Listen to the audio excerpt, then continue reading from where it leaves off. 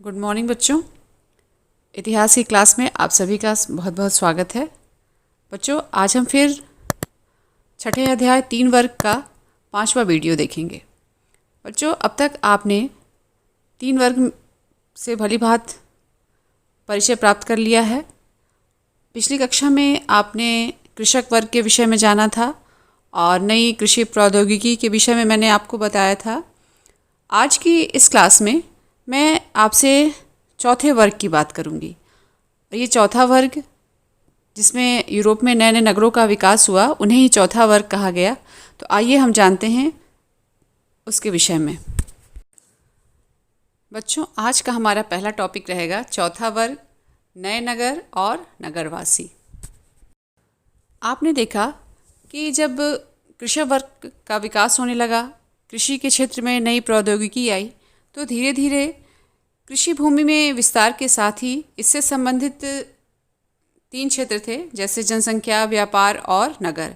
इन तीनों ही क्षेत्रों का व्यापक विस्तार हुआ। उस समय यूरोप की जनसंख्या देखिए 1000 ईस्वी में लगभग 420 लाख थी, जो बढ़कर 1200 ईस्वी में 620 लाख हो गई और 1300 ईस्वी तक आते आते 730 लाख हो गई थी। बच्चों, इस तरह से देखा जाए तो 13वीं सदी तक आते आते एक जो औसत यूरोपीय 8वीं सदी की तुलना में 10 वर्ष अधिक जी सकता था, और ज़्यादातर पुरुषों की तुलना में स्त्रियां जो थीं उनकी जीवन अवधि बहुत छोटी होती थी।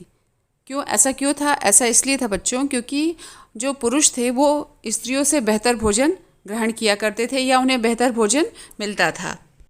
इसके संदर्भ में हम ये कह सकते हैं कि कृषि उत्पादन में जो वृद्धि हुई थी उससे बेहतर आहार आम जनता को या यूरोप वासियों को मिलने लगा था, जिससे क्या हुआ, उनके जीवन अवधि में वृद्धि होने लगी थी। अब हम पढ़ेंगे नगरों का पुनः विकास। बच्चों, रोमन साम्राज्य के पतन के पश्चात अनेक नगरों का एक तरीके से देखा जाए तो विनाश हो चुका था, लेकिन 11वीं शताब्दी में कृषि के विस्तार एवं उत्पादन में जो वृद्धि हुई थी उसके कारण नगरों का पुनः विकास होने लगा था। ऐसा इसलिए हुआ था कि जो उस समय के किसान थे उनको अपनी आवश्यकता से अधिक खाद्यान्न जो उनके पास होता था उनको रखने के लिए एक ऐसे स्थान की आवश्यकता पड़ी जहाँ पर वे अपना बिक्री केंद्र भी स्थापित कर सके। मतलब वो अपना अनाज या जो भी खाद्यान्न वो पैदा करते हैं उनको बेच सके, उनको सुरक्षित रख सकें और अपनी आवश्यकताओं के लिए सामान या वस्तुएं खरीद सकें। और आगे चलकर इन्हीं आवश्यकताओं को, जैसे कपड़े और सामान खरीदने के लिए, ध्यान में रखकर हाट मेलों और छोटे विपणन केंद्रों का विकास होने लगा, जो आगे चलकर यही जो है धीरे धीरे नगरों के रूप में विकसित होने लगे। बच्चों, हाट मेलों से आप भली बात परिचित होंगे, जिसे पीरियोडिक फेयर्स कहा जाता था, और छोटे विपणन केंद्र यानी स्मॉल मार्केटिंग सेंटर्स, जहाँ पर बाजार लगते थे और छोटे छोटे जो भी आवश्यकता के सामान होते थे लोगों को वहाँ पर उपलब्ध हो जाते थे। इन नगरों में एक नगर चौक, चर्च तथा सड़कें थीं, जहाँ पर व्यापारी वर्ग घर एवं दुकानों का निर्माण कर सकें, नगर कार्यालय का निर्माण हो सके और तथा जहाँ से नगर का शासन संचालित किया जा सके। बच्चों, ये सारे लक्षण जो थे ये नगर शासन व्यवस्था के विषय में थे। नगरों का विकास बड़े दुर्गों, बिशप की जागीरों और बड़े चर्चों की तरफ होने लगा था। तो नगरों में जो लोग रहते थे वो सेवा के स्थान पर लॉर्ड को कर यानी टैक्स देने लगे, और नगरों ने कृषक परिवार के जवान लोगों को वैतनिक कार्य और लॉर्ड के नियंत्रण से मुक्ति के लिए एक रास्ता दिखाया, या लोगों को इससे बड़ा राहत मिली। जो लोग स्वतंत्र होने की इच्छा रखते थे उसमें अनेक कृषिदास होते थे। मैंने आपको पिछली कक्षा में ही बताया था कृषिदासों के विषय में। ये लोग क्या करते थे कि कृषिदास भागकर नगरों में छिप जाते थे, और ये जो इनके छिपने की अवधि होती थी बच्चों, ये लॉर्ड की नज़रों में या लॉर्ड की नज़रों से 1 वर्ष और 1 दिन तक छिपे रहने पर इन लोगों को स्वतंत्र मान लिया जाता था, यानी स्वतंत्र नागरिक का दर्जा इन्हें दिया जाता था। ऐसा माना जाता था कि जो लोग नगर में रह रहे हैं उसमें से ऐसे व्यक्ति थे जो स्वतंत्र कृषक या भगोड़े कृषिदास थे, और ये ऐसे लोग थे जो कार्य की दृष्टि से अकुशल श्रमिक होते थे, यानी इनका काम करने में मन नहीं लगता था, तो ये लोग भाग कर आके शहरों में छुप जाते थे और लॉर्ड की नज़रों से एक निश्चित अवधि तक छुपे रहने के बाद इन्हें एक स्वतंत्र नागरिक मान लिया जाता था। नगरों में दुकानदार और व्यापारी बहुत ज़्यादा संख्या में थे। आगे चलकर विशिष्ट कौशल वाले व्यक्तियों जैसे साहूकारों और वकीलों की आवश्यकता भी महसूस होने लगी और इनकी संख्या में भी वृद्धि हुई।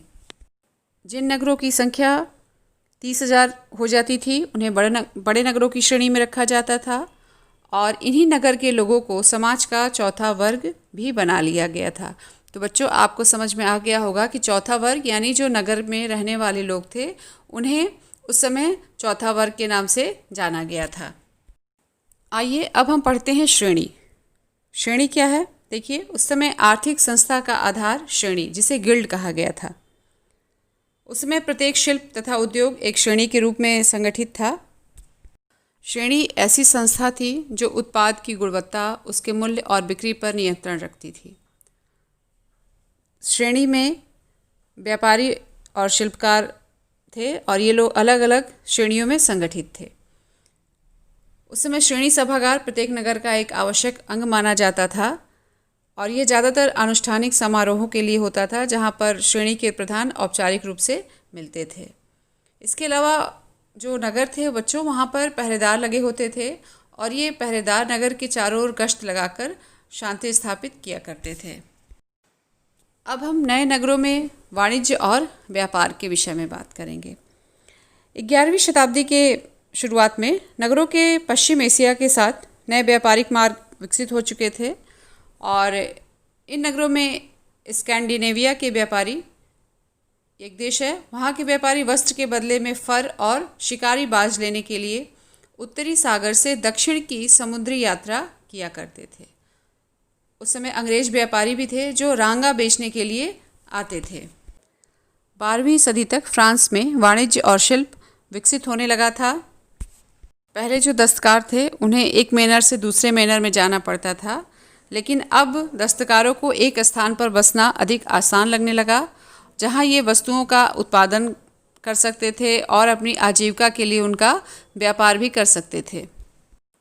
बच्चों, जैसे जैसे नगरों की संख्या बढ़ने लगी और व्यापार का विस्तार होता गया, नगर के व्यापारी जो थे वो अधिक अमीर और शक्तिशाली होने लगे थे और धीरे धीरे जब ये लोग अमीर और शक्तिशाली होने लगे तो इनकी प्रतिस्पर्धा किसके लिए शुरू हो गई? अभिजात्य वर्ग के लिए ये लोग प्रतिस्पर्धा आपस में करने लगे।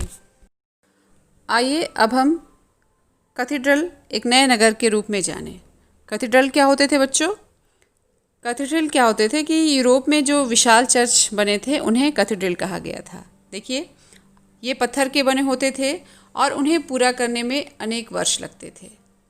यूरोप में विशाल चर्च का निर्माण होने लगा जिन्हें कैथेड्रल के नाम से जाना गया था। इस प्रश्न को आप या इस वाक्य को आप बहुत ध्यान से सुनेंगे और याद रखेंगे, क्योंकि ये अक्सर परीक्षाओं में प्रश्न पूछा जाता है कि कैथेड्रल क्या है। बच्चों, उस समय चर्चों को दान देना अमीर व्यापारियों के लिए अपना धन खर्च करने का एक बहुत अच्छा तरीका होता था। कैथेड्रल उस समय एक बिशप के नेतृत्व में जिले का प्रमुख चर्च माना जाता था। लोगों के विभिन्न समूह अपने श्रम, वस्तुओं एवं धन के द्वारा कैथेड्रल के निर्माण में डायरेक्टली या इनडायरेक्टली जो है अपना सपोर्ट देते थे या योगदान करते थे। एक तरीके से देखा जाए तो ये मठों की प्रॉपर्टी मानी जाती थी। इनके आसपास के क्षेत्रों में धीरे धीरे अधिक लोग बसने लगे और ये क्षेत्र छोटे नगरों के रूप में विकसित होने लगे थे। एक तरीके से देखा जाए तो वो उस समय के आसपास के क्षेत्रों के तीर्थ स्थल बन गए थे। आइए अब हम कैथेड्रल नगर का निर्माण जानें। बच्चों, कैथेड्रल इस प्रकार बनाए जाते थे कि पादरी की आवाज़ लोगों के जमा होने वाले सभागार में साफ सुनाई पड़ सके और भिक्षुओं का जो गायन होता था वो भी अधिक मधुर सुनाई पड़े। इसके साथ ही प्रार्थना के लिए जो बुलाने वाली घंटी थी उसकी भी आवाज़ दूर तक सुनाई पड़ सके। आप ये सोच सकते हैं कि उस समय का कैसा इंफ्रास्ट्रक्चर बनाया गया था ताकि पादरी जहाँ से बोले उनकी आवाज़ जो है लोगों के हज़ारों की संख्या इकट्ठा हो, भीड़ इकट्ठा हो, लेकिन लोगों को साफ साफ सुनाई दे सके। इवन जो भिक्षु गाते थे उनका गाना भी लोगों को सुनाई दे और जो घंटियाँ बजती थी वो भी सुनाई दे सके। उस समय खिड़कियों के लिए अभिरंजित कांच का उपयोग किया जाता था। अभिरंजित कांच यानी स्टेन ग्लास। और इसके अंतर्गत क्या था बच्चों कि दिन के वक्त सूरज की रोशनी जो होती थी उन्हें कैथेड्रल के अंदर के व्यक्तियों के लिए चमकदार बना देती थी, और सूर्यास्त के पश्चात मोमबत्ती की रोशनी उन्हें बाहर के व्यक्तियों के लिए दृश्यमान बना देती थी। यानी जब रात होती थी और जब मोमबत्तियाँ जलती थीं तो बाहर से अंदर की तरफ देखा जा सकता था। एक तरीके से ये खिड़कियाँ सूर्य के प्रकाश में तथा सूर्यास्त के बाद मोमबत्तियों के प्रकाश में अंदर और बाहर के दृश्य को बहुत सुंदर या मनोहारी बना देती थीं। इन अभिरंजित कांच की खिड़कियों पर बाइबल की कथाओं का वर्णन होता था, जिन्हें अशिक्षित व्यक्ति भी पढ़ सकते थे। कालांतर में कैथेड्रल निर्माण पूर्ण होने पर तीर्थ स्थल के रूप में विकसित होने लगे थे। बच्चों, उदाहरण के लिए आप ये पिक्चर देख सकते हैं, और ये अभिरंजित कांच की खिड़कियां हैं, और ये वहाँ का कार्टेस कैथेड्रल फ्रांस का है जो 15वीं सदी में बना हुआ है। और इस पर देखिए किस तरह की चित्रकारी की गई है। कोई कथा है, बाइबल की एक कथा है जो इस पर चित्रण करके बनाया गया है, और इसकी सुंदरता आप भली भांति देख सकते हैं। बच्चों, आज की क्लास में इतना ही। अभी तक आपने तीनों वर्गों और आज की क्लास में आपने चौथे वर्ग के विषय में भी जान लिया। अगली क्लास में हम 14वीं शताब्दी का संकट पढ़ेंगे। आप अपना ध्यान रखिए, पढ़ाई करिए और अपनी परीक्षा की तैयारी भी करते रहिए। अगली क्लास में हम फिर मिलते हैं, तब तक के लिए धन्यवाद।